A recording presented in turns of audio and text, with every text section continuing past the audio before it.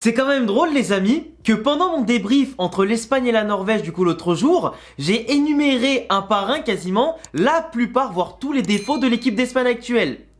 Et bizarrement, tous les défauts ont été encore mis en évidence dans ce match-là. Sauf que cette fois-ci, on est passé à la trappe, 2-0 défaite en Écosse. L'Écosse qui à domicile se débrouille parfaitement bien, on l'a vu dans leur stade, qui leur porte en tout cas apparemment bonheur. Mais tu vois ce que les Écossais ont fait aujourd'hui, les Norvégiens étaient proches de le faire aussi la dernière fois. Quand j'avais dit que l'Espagne avait gagné sur un score qui était fleuve, beaucoup trop fleuve par rapport à la physionomie du match, et que s'il y avait eu Haaland, on aurait pris mais hyper cher, là on a joué contre l'Écosse, qui sans leur faire injure, et je peux vraiment les féliciter parce que pour moi, ils ont fait un match de guerrier et extrêmement bien, et globalement si le match a été avec haute intensité, où ça se répondait coup pour coup au niveau des duels, etc., c'est avant tout grâce à l'Écosse, qui physiquement et tactiquement était en place, voulait gagner ce match, voulait mettre de l'impact, et a compris que eux, si vous voulaient aller à l'Euro 2024, bah ça passait bien entendu par battre l'Espagne à domicile. Gratter le moindre point contre l'Espagne, c'était phénoménal. Alors imaginez gagner, sachant qu'en plus à côté, t'as la Géorgie et la Norvège qui sont neutralisés juste avant. Donc tu vois, l'Écosse, ils ont le temps de voir venir. Ils ont de quoi en tout cas être contents en étant premier du groupe aujourd'hui pour aller, pourquoi pas, se qualifier pour l'Euro. Là, l'Espagne, globalement, on peut penser qu'ils seront peut-être premiers, tu vois, des qualifications plus tard à la fin des comptes. Mais en attendant, l'Écosse nous met 3 points et ils nous ont battus chez eux. Donc ce sera à nous plus tard de prendre la revanche. Mais en attendant, aujourd'hui, on a été ridicule. L'Écosse avec une équipe de joueurs, à part McTominay, Tierney, etc. ou Robertson, qui jouent dans les grosses équipes d'Angleterre, les autres ça joue en D2, ça joue en championnat écossais, etc. L'équipe d'Espagne aujourd'hui, c'est beaucoup de mecs qui jouent dans les meilleurs clubs espagnols ou des fois à l'étranger, mais c'était ridicule. Ridicule. Et je vous l'ai dit l'autre jour, l'Espagne à l'époque, dans sa meilleure époque, à la génération dorée, on avait tellement de mecs forts à tous les postes que certains gros joueurs du championnat espagnol ou ailleurs, ils étaient même pas sélectionnés des fois. Ils étaient même pas sélectionnés. On devait faire des choix et des sacrifices. Aujourd'hui, que tu mettes l'équipe type, que tu fasses tourner, comme aujourd'hui avec 8 changements par rapport aux 11 de départ précédents, que tu laisses des mecs à la maison, que t'en appelles d'autres, etc., ton équipe a le pu du cul. Elle pue du cul. Et c'est un Espagnol qui vous le dit. L'équipe d'Espagne aujourd'hui, ça pue du cul. Comment vous pouvez trouver des sources d'espoir quand il y a des résultats si ternes, quand il y a des résultats si catégoriques sur la faiblesse actuelle de l'Espagne, sur les faiblesses et défauts de l'Espagne, et à quel point il y a une comment on appelle ça, inefficacité offensive, à quel point on est inoffensif dans la créativité, dans le jeu, dans notre faculté à aller vers l'avant et de créer du danger, à quel point derrière on est une équipe désorganisée et en manque total de repères. Tu vois, les matchs de qualification ou les matchs amicaux, ça sert à appeler bien entendu ton équipe type pour qu'ils puissent s'entendre, prendre du rythme ensemble, etc. Commencer à se coordonner, prendre des automatismes. Parce que c'est eux en général que tu vas aligner dans les gros matchs. Ça sert aussi à appeler des joueurs que tu connais pas forcément et que tu peux appeler parce qu'ils ont un bon potentiel et qui peuvent être de bonnes surprises. Faut tester tout le monde. Et pour moi, De La Fuente, je veux pas lui en vouloir d'avoir fait tourner l'effectif. Parce que quand t'affrontes la Norvège et l'Écosse, alors sans leur faire injure encore une fois, parce qu'ils ont fait de très bons matchs contre l'Espagne, et contre la Norvège, on a failli passer à la trappe, mais là cette fois-ci, on y est passé. Pour moi, tu peux faire tourner, parce que c'est quand même pas non plus comme si t'affrontais la Belgique, l'Allemagne, l'Italie, etc.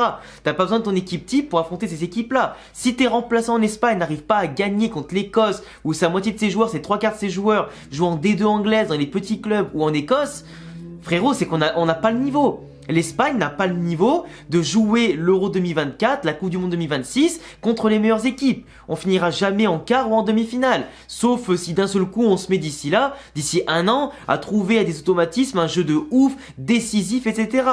De La Fuente, il a essayé un jeu qui est dans la possession et dans le côté plus direct, mais c'était tellement mou de la façon dont les joueurs l'ont appliqué, c'était tellement sans envie, sans impact, que la modification tactique, frère, elle est inexistante quasiment. Et du moins, on était prévisible, les lignes de passe étaient coupées, on envoyait des ballons en touche, en 6 mètres, trop fort, etc. Enfin, tu vois, il n'y a pas de mouvement en plus de ça. Et pourtant, on avait des joueurs aujourd'hui intéressants sur les côtés. T'avais quand même Jérémy Pino, tu vois, t'avais quand même Oyarzabal qui ont de la vitesse, qui ont de la puissance, tu vois, quand même pour accélérer, provoquer des dribbles, être bon dans l'un contre un. Et ben ça suffisait pas.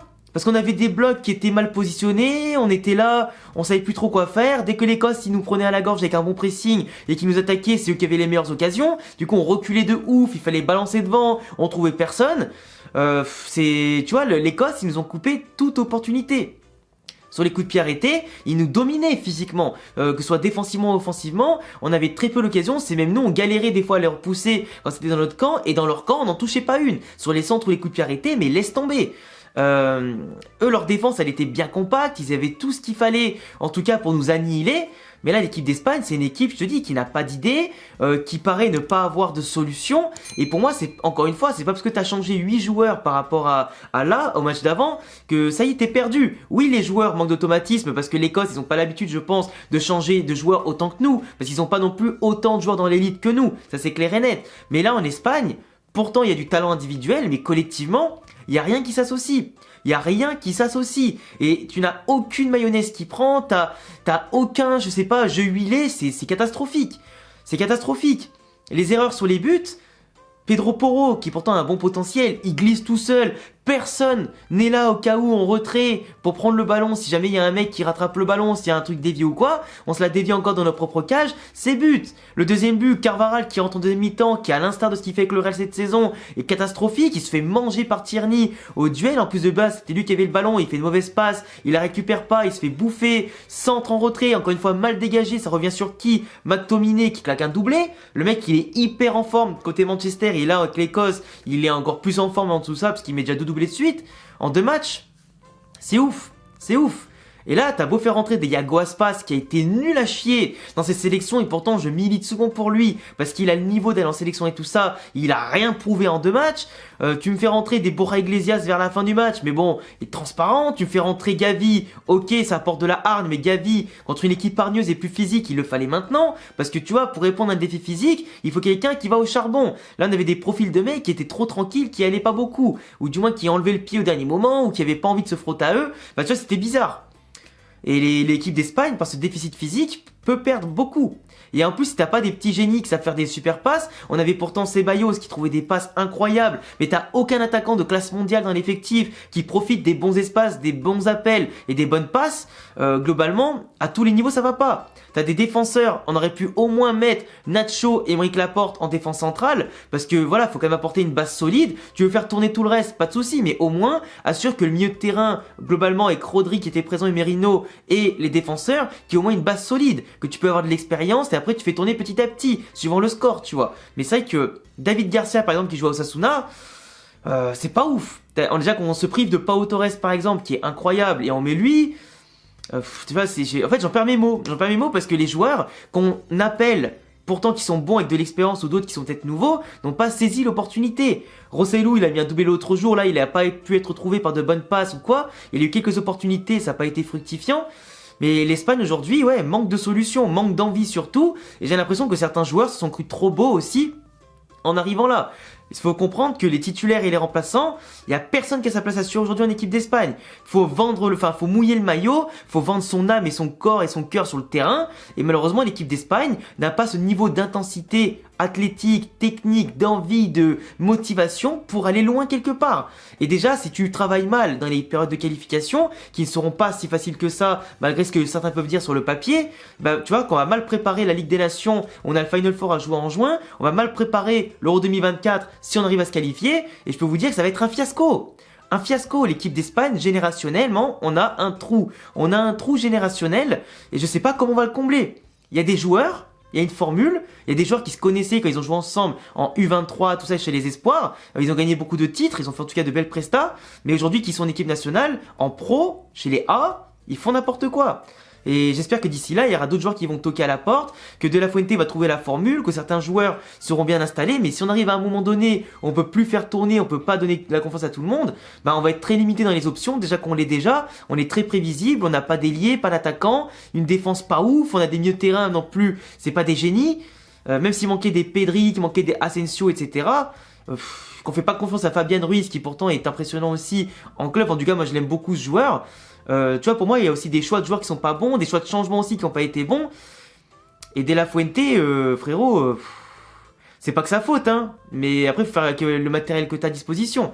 Et le matériel, pourtant, il y a du talent, mais si tu l'utilises mal, ou que les joueurs eux-mêmes ne comprennent pas que ça y est, faut penser que chaque adversaire... En fait, il faut penser comme si l'adversaire, c'était une finale de Coupe du Monde contre la meilleure équipe du monde.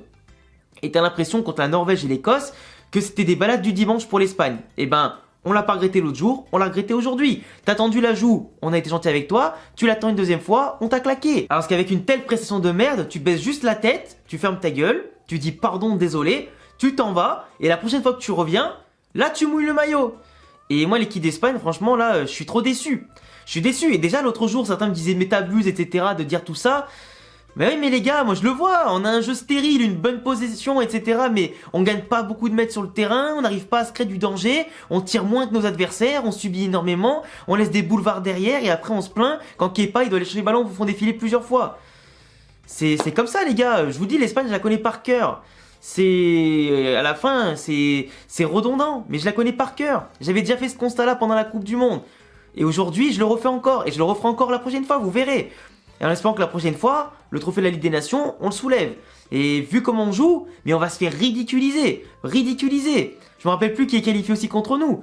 Mais bon, globalement, ça va être une catastrophe. En tout cas, bref, je vous laisserai me dire ce que vous avez pensé de ce match. Pour ceux qui l'ont vu dans les commentaires, c'était un très beau match. Bonne intensité. Mais l'Espagne, pour moi, n'a pas été à la hauteur de son rang, n'a pas été à la hauteur de son talent et n'a pas non plus respecté son adversaire qui lui a bien claqué le cul. Maintenant, abonnez-vous, cochez la cloche, le petit pouce bleu, mes réseaux en description. Et à bientôt les gars, pour prochaine vidéo. Ciao les frérots.